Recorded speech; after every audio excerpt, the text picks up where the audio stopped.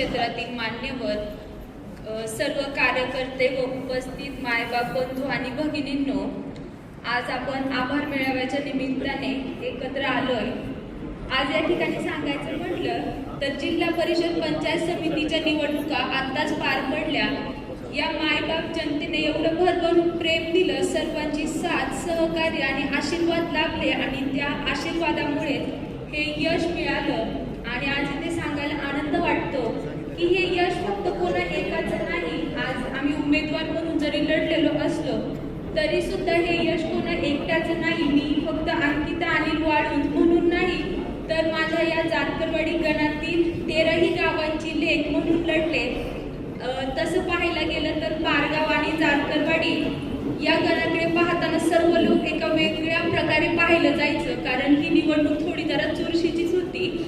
पारगाव जारकरवाडी जिल्हा परिषद गटासाठी माननीय विवेकदादा वळसे पाटील, तसेच पारगाव गटासाठी सुनंदाताई ढोबळे व जारकरवाडी गणातून मी उभी होते।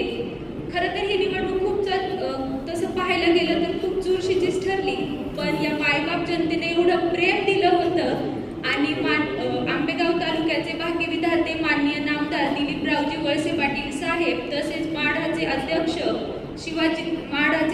शिवाजीदादा आढळराव पाटील यांचं मार्गदर्शन आणि आशीर्वाद आमच्या सोबत होता आणि त्यामुळे हे यश आम्हाला मिळालं। आज एक गोष्ट मला या ठिकाणी सांगायची आहे की आमच्या मार्गदर्शिका पूर्वाताई, त्यांचा नेहमी अट्टहास असतो की माझा युवा वर्ग पुढे आला पाहिजे, माझी युवा पिढी पुढे आली पाहिजे आणि त्यासाठी ताई नेहमी प्रयत्नशील असतात। आणि आज फक्त आणि फक्त पूर्वाताईमुळेच एक 22 वर्षाची ही अंकिता अनिल वाळुंज पंचायत समितीमध्ये जाऊ शकली। मी ताईंची खूप आभारी आहे की तुम्ही जो माझ्यावरती विश्वास दाखवला, त्या विश्वासामुळे मी आज इथे उभी आहे आणि या मायबाप जनतेचं परत एकदा मनापासून आभार मानते। इथून पुढच्या काळात की तुमच्या सर्वांचा आशीर्वाद आणि साथ माझ्यासोबत अशीच राहू द्या, एवढं बोलते व थांबते। धन्यवाद।